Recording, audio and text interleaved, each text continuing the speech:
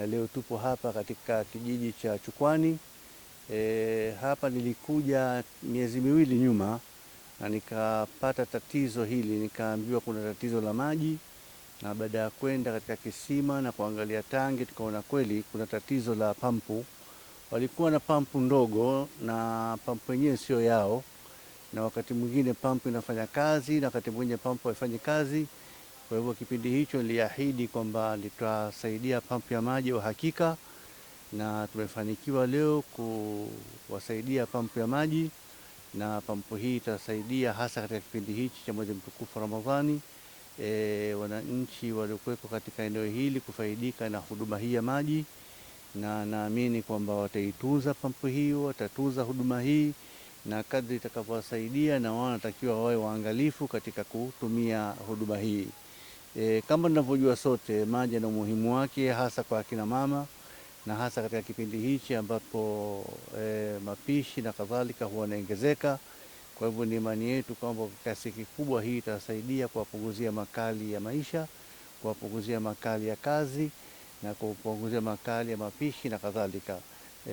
Na tuko hapa sasa hivi katika kijiji hichi cha Chukwani kwa ajili ya kufanikisha shughuli hii. Limetawanyika sana na hizi changamoto zipo nyingi, na kadri itakavyoweza taendelea kupambana nazo hizi changamoto na kuwasaidia kadri itakavyoweza, kwa sababu hiyo ni dhima ambayo tumechukua toka kati yule tatafuta ridhaa ya wananchi.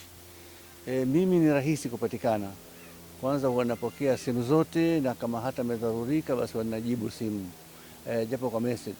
Kwa hivyo nipigie simu moja kwa moja, lakini pia wanaweza kupitia hata ofisi ya jimbo, yuko mwenezi wetu na viongozi wote ambao katika ofisi ya jimbo pia wanasaidia katika upatikanaji.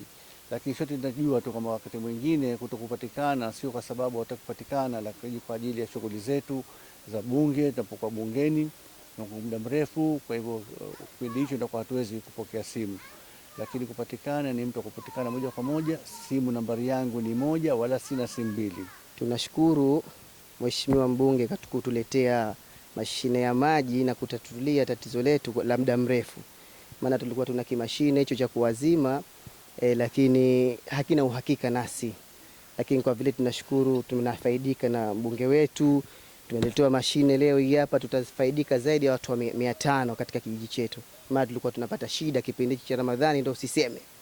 Kiufupi tunashukuru, na tunashukuru uwepo wake na kutufariji na sisi wana kijiji wa Chukwani. Kwanza tunamshukuru mheshimiwa wetu mbunge wa jimbo la Kembe Samaki kwa kutuletea mashine hii ya maji. Ilikuwa tunapata maji shida sana katika kijiji hichi kwa muda mrefu. Tunashukuru sana kwa mwezi huu mtukufu wa Ramadhani, na kila mtu anajua kama maji ni uhai. Maji yanatumika katika mambo mingi sana. Tunashukuru sana.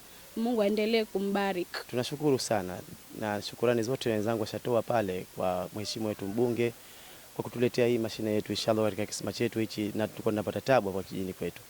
Kwa hiyo tunapenda kutoa shukrani zetu katika mwezi mtukufu wa Ramadhani.